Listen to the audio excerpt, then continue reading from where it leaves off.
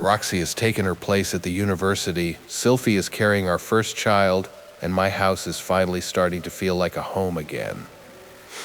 Which means, of course, that all I have to do now is survive breakfast, campus gossip, and my own reputation. Year 3 begins with a baby in my arms, 2 wives at the table, rumors spreading through the schoolyard, and one very dangerous misunderstanding about the 7 great powers. AI Anime and Manga presents. If this continuation is the kind of story you want more of, tap like, leave a comment with the moment you are waiting for, and subscribe for the next part. YouTube members also get early access while episodes are still being built. Now we return to Sharia, where the Grey Rat household steps into its 3rd year, and Rudeus learns that peace at home does not mean peace at school. Chapter 2, Year 3. The first day of my 3rd year in the university had arrived.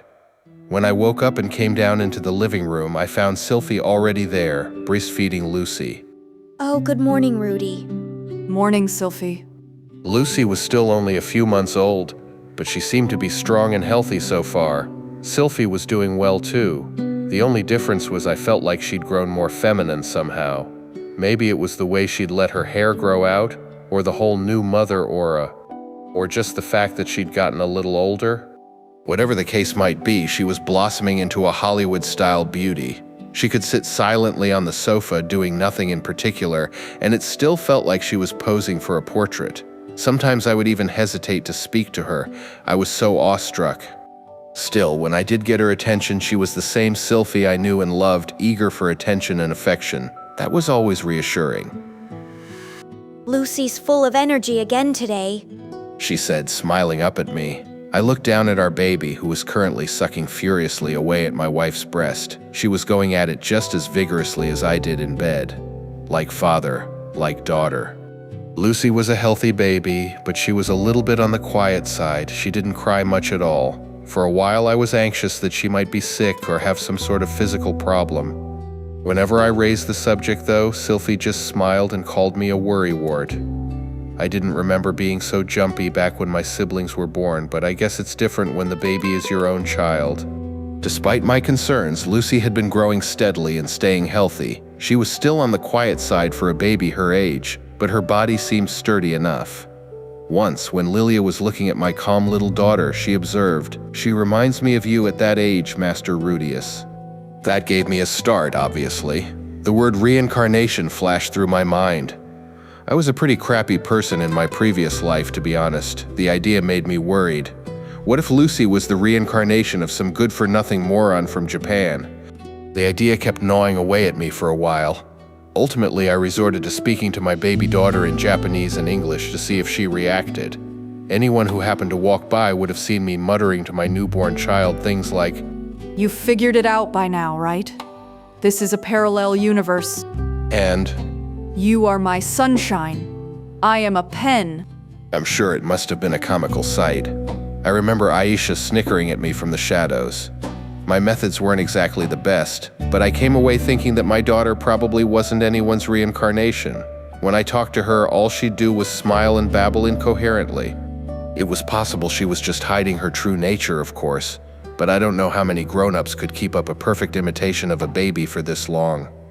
And even if that was the case, it was kind of cute in its own way to imagine somebody desperately pretending to be an infant. Yeah, one way or another, Lucie was definitely cute. I could sit next to her cradle all day without ever getting bored of watching her. All in all, I didn't really care if she was somebody's reincarnation. I was going to take good care of her either way. Paul had done the same for me, after all. Our daughter's as adorable as ever, I see. No kidding. Why is she so cute anyway? Probably takes after her mom. Harry. Slipping my arms over Sylphie's shoulders from behind, I hugged her gently to me. I lowered my head as if to deliver a kiss to the back of her head, but then kept going and buried my face in her hair. She smelled faintly of milk. It was sort of like a natural perfume. Thanks, Rudy. Rubbing her face against my hand, Sylphie smiled shyly. And then she spotted Roxy standing behind me. Hello there, Roxy. How was Rudy last night? Roxy twitched in surprise. He was very attentive. Really? I know he can get pretty rough at times. He didn't scare you or anything? No, not really. It was the second time after all, and he was gentle with... sorry, maybe I shouldn't be saying this. You don't have anything to apologize for. I don't? Nope. The two of them were still a little awkward with each other, but at least there wasn't any hostility between them. You could tell they were trying to be respectful and considerate. That told me they wanted to make this work. A three-way relationship like this wasn't as simple as a monogamous one. It was probably going to take some effort on all of our parts. In particular, we would be leaning on Sylphie a lot. Her open-mindedness was the only thing that had even made this arrangement possible. I'd gone back on my word to her and taken on Roxy as a second wife. She would have been justified in slapping me in the face with my divorce papers. At this point, Aisha strode into the living room singing to herself. Breakfast, breakfast, time to get some breakfast. It was a crappy song, to be honest. Maybe she'd made it up on the spot. I guess even geniuses have their weak points. Aisha called out, "Good morning, Rudeus. Good morning, Miss Sylphie and Miss Roxy. Today's breakfast is pretty much the same as always." She was carrying white bread, green soup, and warm horse milk. In this region, it was traditional for new mothers to drink plenty of that. Supposedly, it helped them breastfeed. Lilia corrected her. "That won't do, Aisha. Tell everyone what you're serving." Lilia had entered the room behind her daughter. Apparently, she'd been in the kitchen as well. "We have a potato and yoko bean soup served with white bread and highly nutritious horse milk." Aisha rattled off obediently. Of course, we knew this already since it was what we ate more or less every morning, but I guess there's some value in keeping up the little formalities. Very good, said Lilia, nodding in satisfaction. "Please wait just a moment, everyone." With that, Lilia headed up to the second floor. A few moments later, Lilia returned with Zenith in tow and said, "Thank you for your patience." My mother stepped into the living room, paused to stare at me, and then silently headed over to her usual seat at the table. Good morning, Mom. Months had passed at this point, but Zenith's memories hadn't returned to her. However, she was changing in some small but noticeable ways. In particular, she acted very differently when Norn was around. She'd stroke her daughter's head, or try to feed her from her own plate, that sort of thing. Almost like she thought the girl was only 2 or 3 years old. Norn seemed unsettled by this at times, but she accepted Zenith's attentions. I don't know exactly what the girl was thinking. I had to assume she had very mixed feelings about it, though. She was still at the age where it was natural for a girl to be attached to her mother, or getting ready to rebel against her. Either way, it's a period of your life where your relationship with your parents feels very important. Still, Norn understood Zenith's condition, and she was clearly trying to put her mother's feelings before her own. I never would have expected that kind of maturity from her a few years ago, but I guess people do change. Zenith said nothing. It was hard to know what any of it really meant on Zenith's end, though. Did she just feel a connection to her daughter on some instinctive level? Or was she slowly starting to regain pieces of her memory? For the moment, it seemed best to just wait and see what happened. Okay, everyone. Let's eat. We all ate our breakfast together. Sylphie was seated on my right and Roxy on my left. On the other side of the table were Aisha, Lilia, and Zenith in that order. Norn would have been sitting next to her mother, but she wasn't here today. I didn't remember anyone actively working it out, but we'd somehow arrived at this seating arrangement anyway. I'm sure you remember, but I'll be back at the university starting today. Take good care of Lucie for me, okay? Lilia answered, "Of course, Miss Sylphie, leave everything to us." Sylphie and I would be returning to our classes as students starting today. Lilia and Aisha would be taking care of our child while we were away from the house. Lucie was still an infant, though. She couldn't survive without access to her mommy's breasts. Wait, did that make me an infant too? Putting that aside for the moment, we decided to hire a wet nurse. It was a lady named Suzanne who lived in the neighborhood, a former adventurer and a mother of 2. She was an old acquaintance of mine, but no need to get into that right now. Thanks for the food. It was time for me to get my 3rd year at the university started. Right away, one student called out, "Yo!" Another greeted me, "Mornin', sir." And a third added, "Good to see you back at it." The moment we set foot inside the campus, students I didn't recognize started coming up to say their hellos to me. They were rough-looking types, but they were all oddly respectful. Maybe I was projecting an aura of authority these days. I guess I was a father and the head of a household now, come to think of it. Not that I felt any different. Linia called out, "Hey, boss." As I was reflecting on all this, the most dangerous-looking students of all appeared before us. Pursena followed up with, "Good morning, boss." Linia added, "Oh, morning to you too, Fitz and Miss Roxy." It was Linia and Pursena, of course. These two were in their final year as students now, but they hadn't changed much at all. Linia was still strutting around arrogantly, and Pursena was gnawing on something that looked like ham even as she spoke to us. Linia teased me first. "Aren't you a lucky guy, boss? Strutting into school with a girl on either side?" Pursena piled on. "Where do you get off dumping us and then picking up a second wife anyway? Fucking unfair is what it is." Linia said, "We're graduating this year, you know. Guess we gotta grab ourselves someone too." Pursena agreed. Yeah, it all comes down to this. Gotta get us a man before we head home. They seemed genuinely worked up. It felt they were envious of me. Not my wives, mind you, but me. Deep down, the two of them clearly wanted to be leading a pack of their own. It was that Decepticon mindset at work again. Good luck, you two. Offered Sylphie with a pleasant smile. It was the teasing response of a woman who had some confidence in her own position. I was a little surprised, honestly. Then again, Sylphie had known these two for longer than me. I guess it made sense that she'd be comfortable dealing with them. Roxy, on the other hand, seemed to have taken their words at face value. She dipped her head to them with an apologetic expression. I'm sorry about this. I suppose I cut my place in line, didn't I? Linia yelped. "Maya?" Pursena blurted, "Huh?" Linia and Pursena were naturally taken aback by this. Linia quickly said, Nah, that's okay. We didn't really mean it that way, you know?" Pursena added, "Yeah, we're just mad at our lack of fucking sex appeal. We're not dissing you, Miss Roxy." All of a sudden, the two of them were apologizing frantically to Roxy. She was more than worthy of such deference, of course, but it was still almost creepy how desperate they were. I'd sort of been expecting these two to say something like, "We're way sexier than that little shrimp Mew." Or, "Yeah, fucking married a demon?" To be honest, not that I would have tolerated such disrespect. After their apologies were over, the two of them sympathetically patted Sylphie on the shoulders. Linia said, "This must be tough for you too, right? Hang in there, Fitz." Pursena added, "Won't be easy keeping up with her, but I know you can do it." Huh? Linia continued, "Better get your second going ASAP." Pursena agreed, "Yeah, gotta maintain that lead." What? Sylphie paused for a moment to think, then murmured, Oh. her face taking on a slightly awkward expression.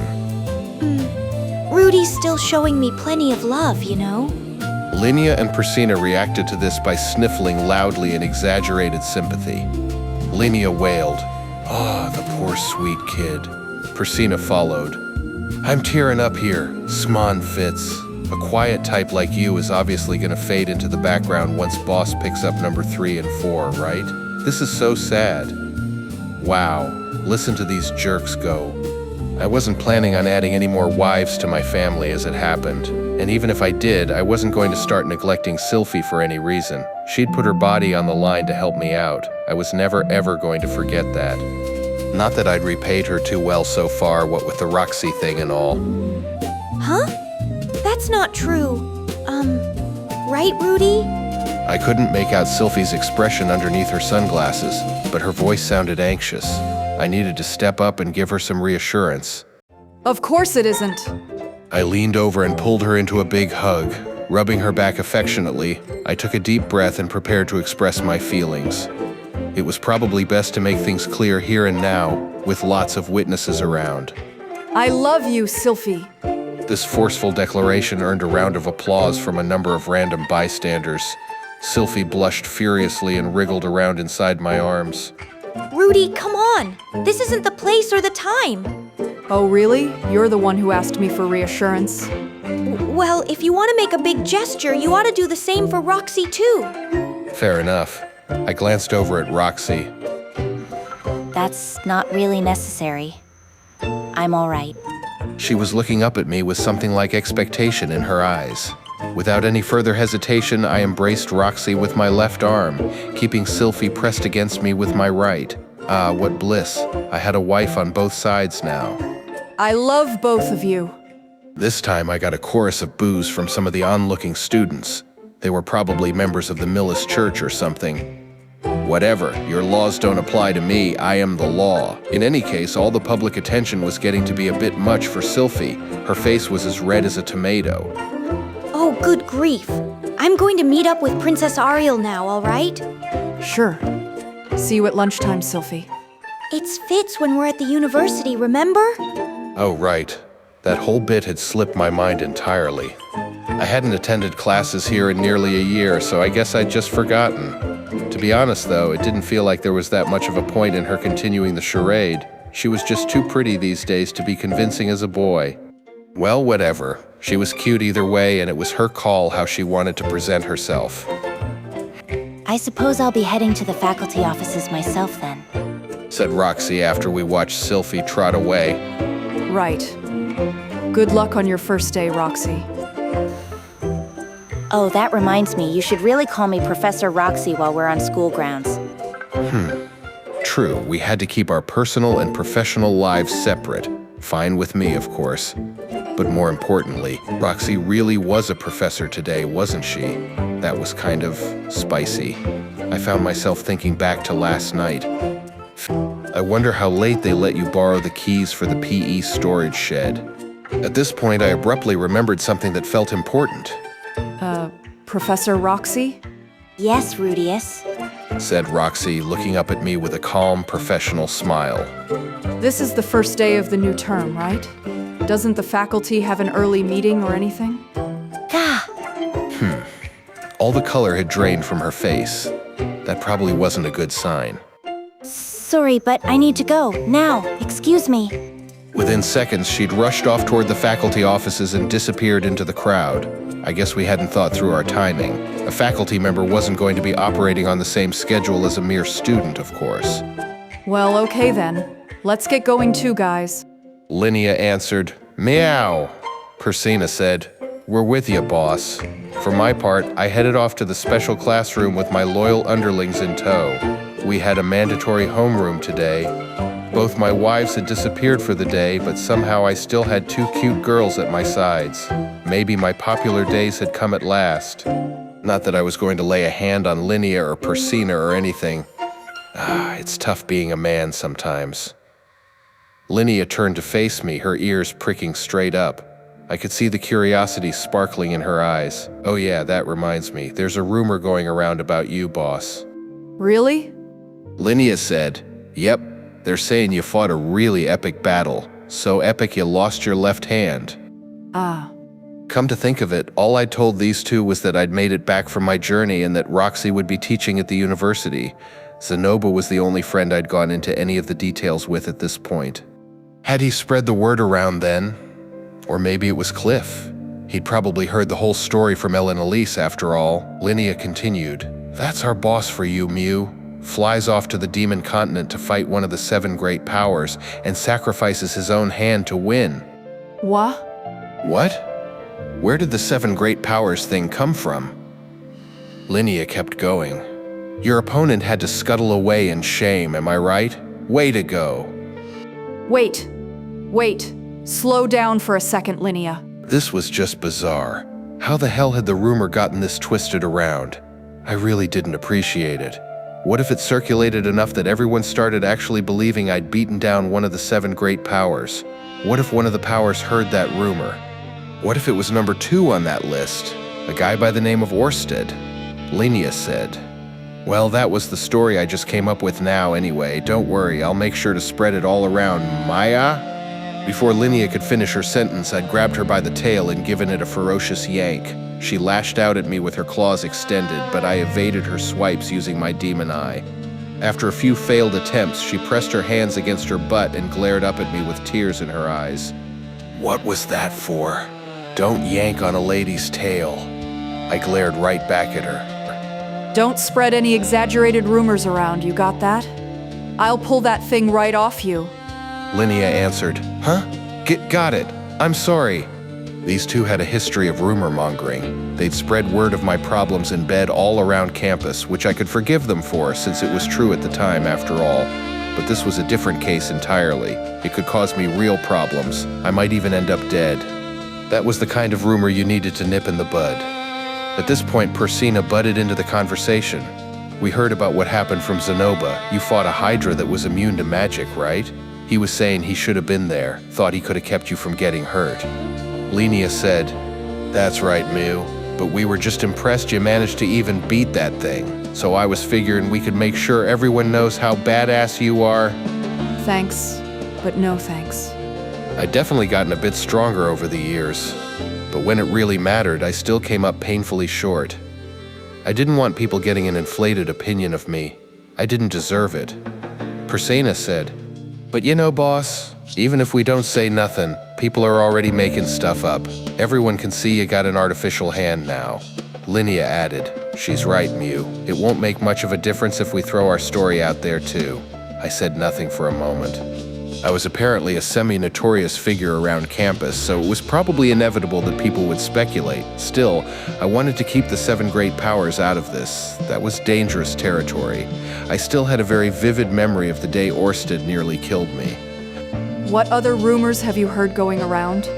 Linia answered, "There's a whole bunch. Let me see."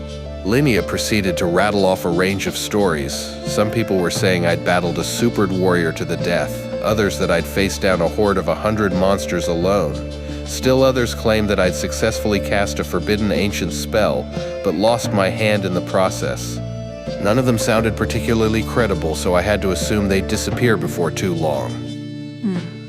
Come to think of it, the 7 great powers were probably used to having people invent nonsensical stories about them too. They were incredibly famous for their prowess in battle. Maybe they wouldn't pay any mind to some silly story bouncing around a university, even if they somehow caught wind of it. Well, all right. Sorry about the tale. Linia complained.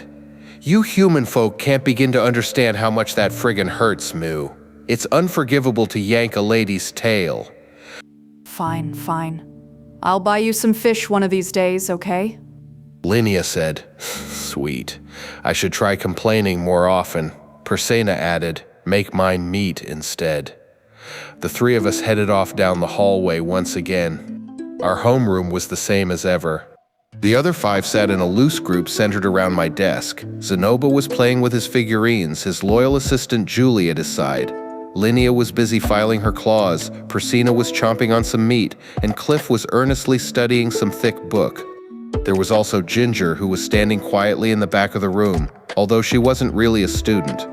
It had been a long time since I was in this classroom, but everything felt immediately familiar. It was hard to imagine we'd be losing 2 of our number in just a year, assuming Linia and Pursena managed to graduate, of course. Cliff looked up from his book and shot me a look. "By the way, Rudeus, is there a reason you didn't stop by to say hello to me, along with all the others?" I could understand the grumpiness. I hadn't gotten around to going to see him. Sorry about that, Cliff. I did stop by your place right after I got back, but it sounded like you and Ellen Elise were otherwise occupied. Cliff backed down quickly enough. I see. I suppose I was with her that evening, yes. Alright, never mind then, my apologies. But even so, I was starting to get the sense that people in this spectrum of society were really particular about these sorts of formalities. Ariel had been disgruntled about the way I left without a word, too. Back when I was an adventurer, everyone was a lot more casual about this stuff. Cliff went on.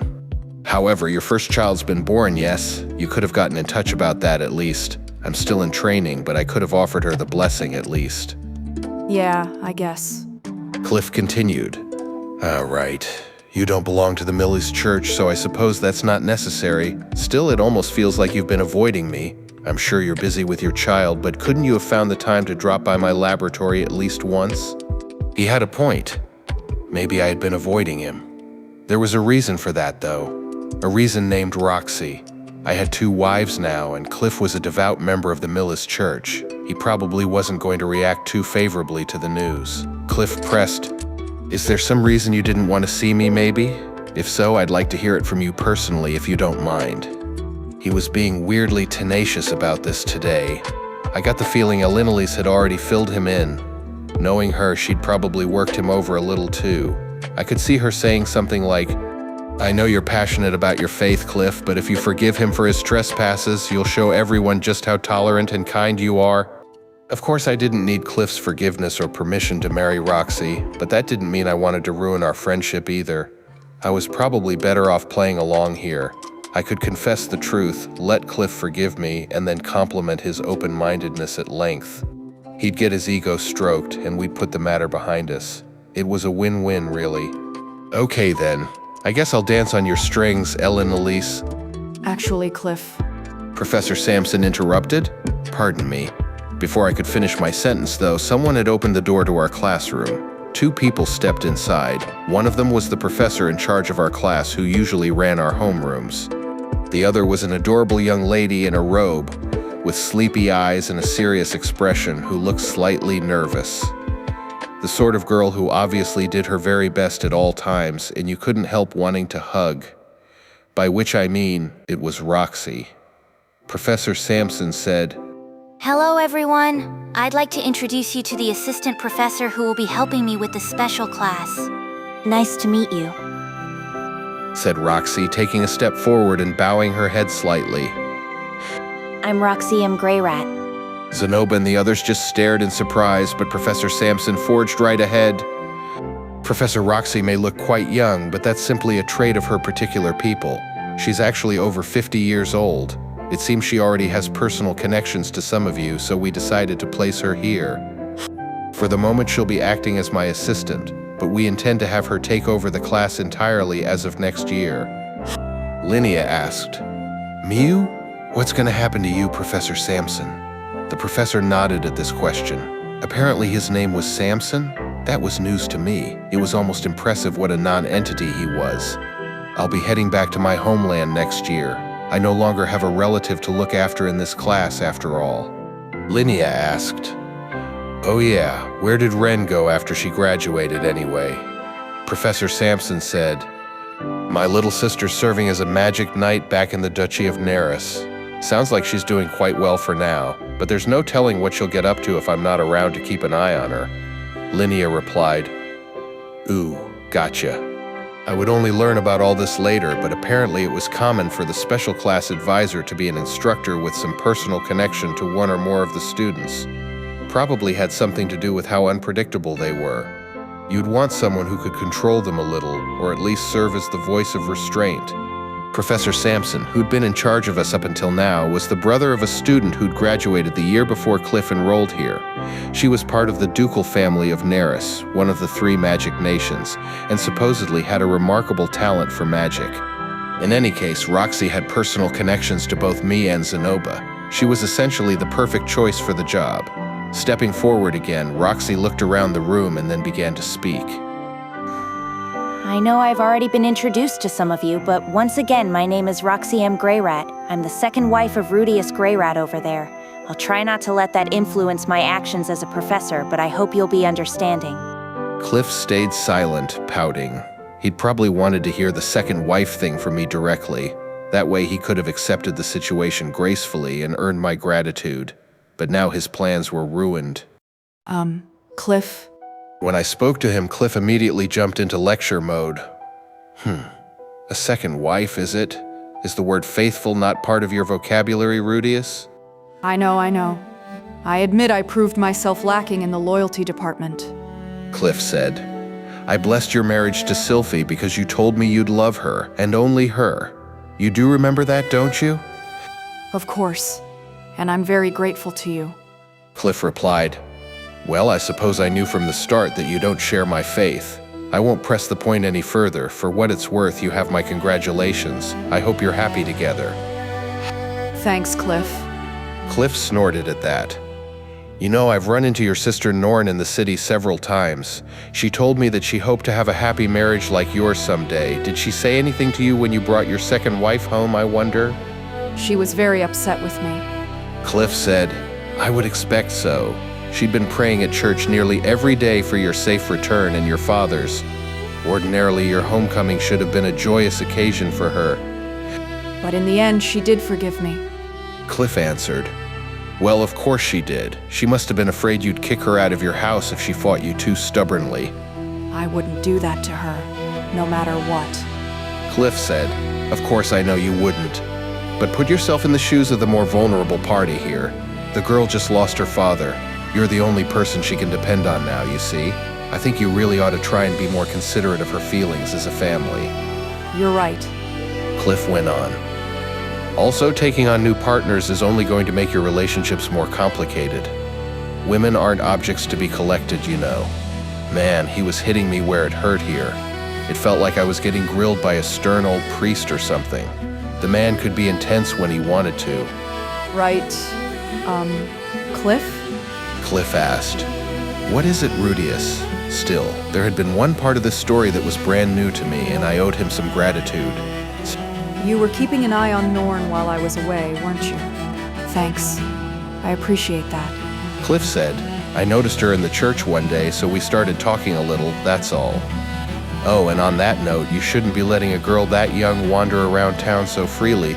This area is safe enough, but I've heard of kidnappers lurking in the back alleys." You're right. I'll be more careful. Cliff said, "Very well then. It seems you're appropriately repentant, so I suppose I'll forgive you for your mistakes. St. Millis taught us to be lenient after all." Appreciate it, Cliff. Well, I'd been forgiven. Maybe this had been a confession rather than a conversation. Still, the man made a lot of good points. I was definitely feeling bad about how I'd treated Norn now. I'd have to be twice as kind to her from now on. Professor Sampson said, "It seems like we're done with our personal discussions, yes? Let's proceed to the notices from the university then." With Cliff's lecture at an end, Professor Sampson delicately got homeroom underway again. Roxy had been standing at his side the whole time, looking supremely uncomfortable. I blew her a kiss, which earned me a small laugh, followed by a scowl of disapproval. For the next little while, my life proceeded along the old familiar lines. I checked in on Zenobra and Cliff regularly, dropped in to help Nanahoshi with her research, and used my free hours to work on my book or study the magic-absorbing stones I'd brought back from my last trip. As always, I had a lot to occupy my time with. I was kind of nostalgic for the days when I could devote an entire day to a single task, or maybe two. One thing that did change was the way I used my time immediately after classes ended. Previously, I'd been helping Norn with her studies, but now I was training her to use a sword instead. I was a little worried this change might have a negative effect on her academic results, but she'd promised me she'd work hard to stay on track, so I was willing to give her a chance. It felt best to let her pursue the things she was passionate about while she was most motivated. For the moment, I'm not going to get too deeply into any of that. Once I was ready to leave campus, I'd find both Sylphie and Roxy, and we'd head home together. When Sylphie had a night shift, it was just me and Roxy, and when Roxy had a faculty meeting in the evening, it was sometimes just me. Now and then Norn would come along too. On one particular evening, I found myself heading back with only Sylphie. We held hands as we strolled along and talked, mainly about recent events at the University of Magic. Apparently, the student council was going to be taking on a new member or two this term. You should really join too, Rudy. Don't think I have the spare time. Sorry. It wasn't much of a conversation, but we were enjoying each other's company. Not too blatantly, of course. We were in public. We're home. The moment I stepped inside the door, Aisha jumped forward and threw her arms around me. Welcome back, Rudeus. Would you like dinner? Or a bath? Or maybe me? Where did she learn that line? What a cliché. Oh wait, had I taught it to her? No. I remember teaching it to Sylphie, but not my own little sister. You. Declaring that, I proceeded to mercilessly tickle Aisha's armpits until she fled, cackling with laughter, and received a chop to the head from Lilia. After this little interlude, I headed straight for the bath. Aisha had included it on her list of options, but it wasn't ready and waiting for me or anything. They were still working on dinner too. In other words, you was the only actual option available. Oh well, whatever. Fortunately, Aisha always cleaned the bath for us during the day, so all I had to do was get the water running. I didn't take many baths on my own these days. At some point, we'd started using it 2 at a time. It was almost an unspoken rule at this point. I'd never really heard of a custom like that before, but whatever. Today, Aisha followed me into the bath. The girl was already 11 years old, but she still seemed to lack any sense of shame. If she ever got into a conversation with a hormonal young boy, the poor kid would probably get the wrong idea within minutes. I keep telling you to cover up with a towel when you're coming into the bath, Aisha. Aisha asked. Why? It's just polite. Aisha answered. Okay. In this respect, at least, I was starting to wish Aisha could learn from her sister. Still, it was nice having a little sister. She liked to wriggle her way in between my legs and demand that I wash her back or rinse off her head, and it was always very cute. Good thing she was my sister, and also just a scrawny little kid, or I might have ended up with another wife on my hands. If Sylphie or Roxy ever tried the same stunt, I was confident I'd lose my self-control within seconds. Not that I'd really need to control myself in that situation. Anyway, I settled in to enjoy some pleasant family bonding time with my sister. The two of us washed each other off while Aisha told me about the events of the day. These were mostly trivial little things. Lucie had done something adorable. Zenith had helped out with the weeding. Lilia had dozed off next to a window. She'd planted something new in our garden. That sort of stuff. Oh, that reminded me. I'd entrusted that seed rice I got my hands on to Aisha and asked her to see if she could manage to grow it. She'd promised me to give it a shot once the weather got a little warmer. The kid was a genius, so I was feeling optimistic that I'd have my own private supply of rice before too long. I was really looking forward to it. By the time we got out of the bath, Roxy was just getting home, so we moved straight to dinner. Today we had a freshwater fish stew, bread, beans, and potatoes. The same as always, more or less. After the meal, I watched intently as Lucie suckled furiously at Sylphie's breast.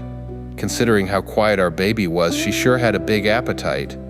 It was hard to imagine Sylphie's daughter growing up too chubby, but I'd have to make sure she got some exercise once she was big enough. For a while after dinner, we relaxed as a family. I taught Aisha a little magic, and Roxy headed up to her room to prepare for tomorrow's classes. Sylphie was busy attending to Lucie, but sometimes she made the time to practice her own magic a little. Dillo, our pet armadillo, wandered over to me, so I gave him some attention. Incidentally, Aisha was responsible for taking care of him. She'd trained him thoroughly, and he was starting to act more like a loyal guard dog than anything else. All right then. I think it's time we got to bed. Good night, everyone. Lilia and Zenith were usually the first to turn in for the night.